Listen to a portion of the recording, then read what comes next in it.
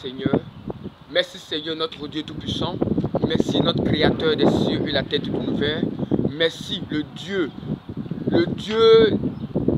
des esprits, le Dieu de la connaissance, le Dieu du savoir, le Dieu qui attribue les comportements, le Dieu qui donne la bonne manière, le Dieu qui donne le bon sens, le Dieu qui donne la bonne direction.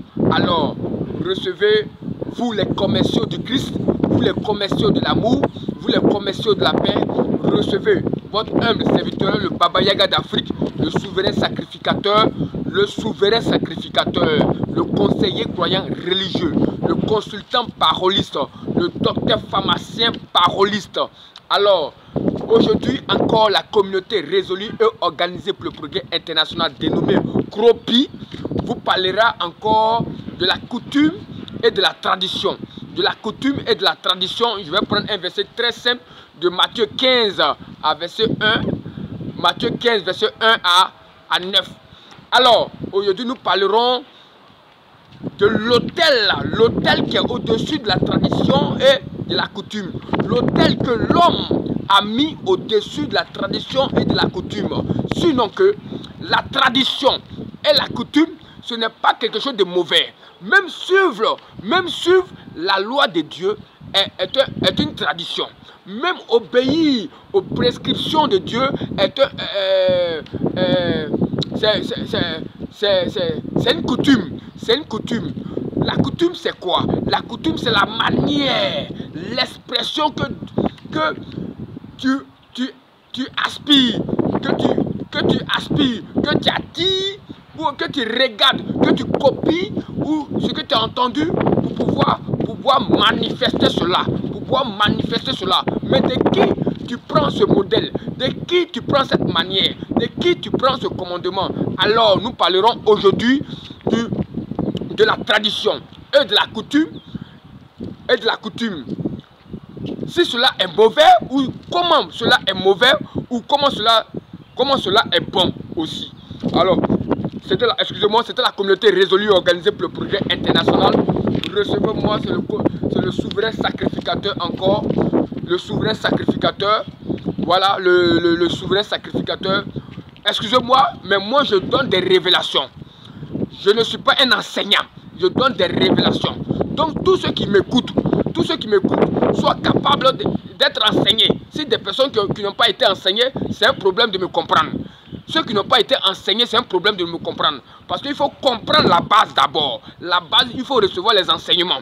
Quand tu as reçu les enseignements, celui qui te donne la révélation, comme moi, souverain sacrificateur, celui qui donne la révélation, tu n'as pas besoin, je n'ai pas besoin de partir à la base pour dire, prends ce verset, prends le verset tant, prends le verset tant. C'est pourquoi le Seigneur Jésus-Christ était le maître souverain sacrificateur. Parce que quand il parlait aux pharisiens, les pharisiens étaient enseignés, les pharisiens étaient instruits. Donc quand il dit, c'est écrit, donc les pharisiens savaient où c'est écrit. Les pharisiens savaient que c'est écrit vraiment.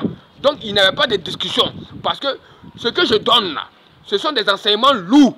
Ce sont des enseignements lourds, des enseignements à haut niveau. Excusez-moi, je me gonfle pas ou bien je me enfle pas d'orgueil, mais je vous dis ce que je suis. Personne ne peut dire, personne ne peut m'enlever ce que je suis, personne ne peut me contraindre de dire ce que je suis. Je suis le souverain sacrificateur, le conseiller croyant religieux.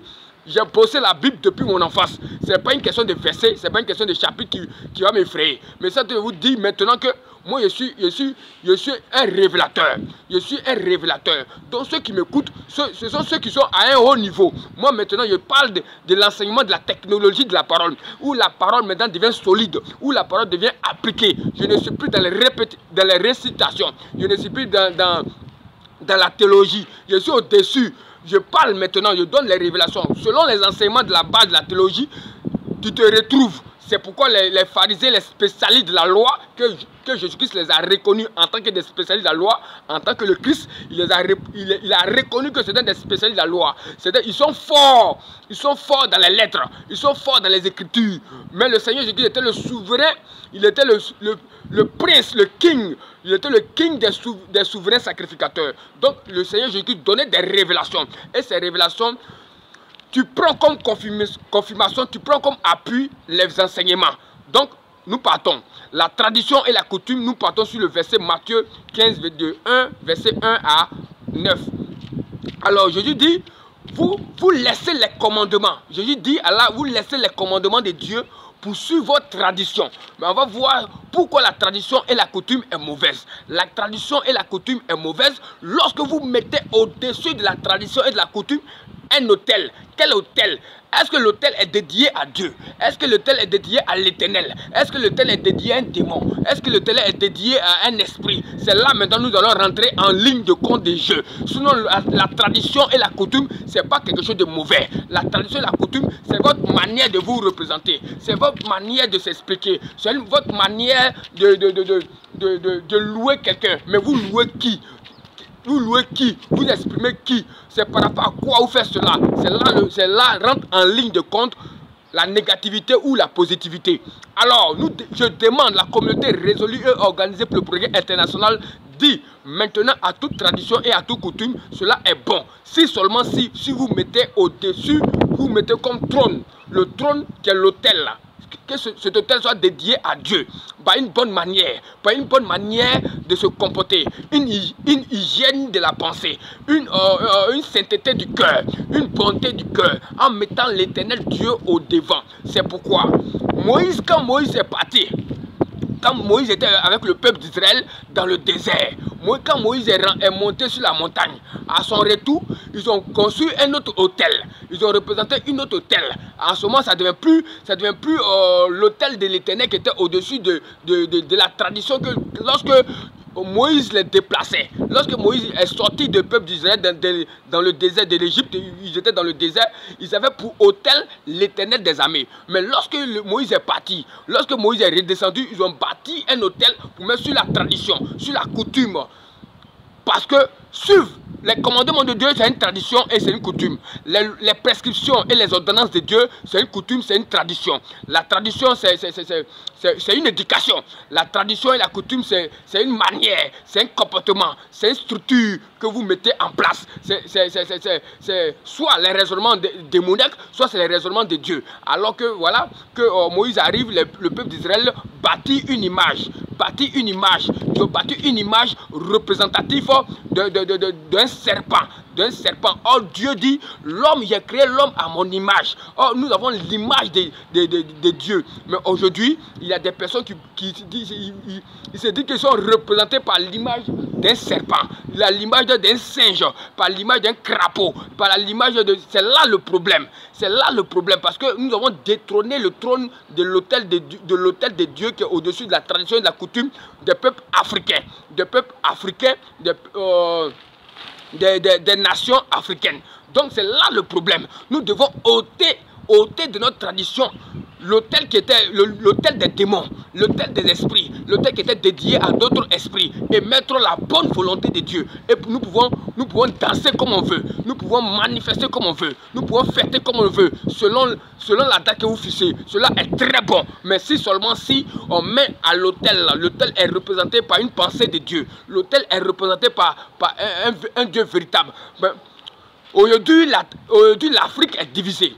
Les nations africaines sont divisées, les peuples sont divisés. Il y a une haine parce que vous avez mis comme autel là des démons qui ne veulent jamais l'ordre, ils veulent du désordre. Les démons qui ne veulent jamais l'entendre, ils veulent la désunion. Les démons déchus, vous avez mis au-dessus. C'est pourquoi il n'y a pas d'entente. C'est pourquoi les peuples africains, il n'y a pas d'entente. Il n'y a pas d'entente parce que les démons que vous avez mis comme autel sont des démons qui ne vous donnent pas la paix du cœur.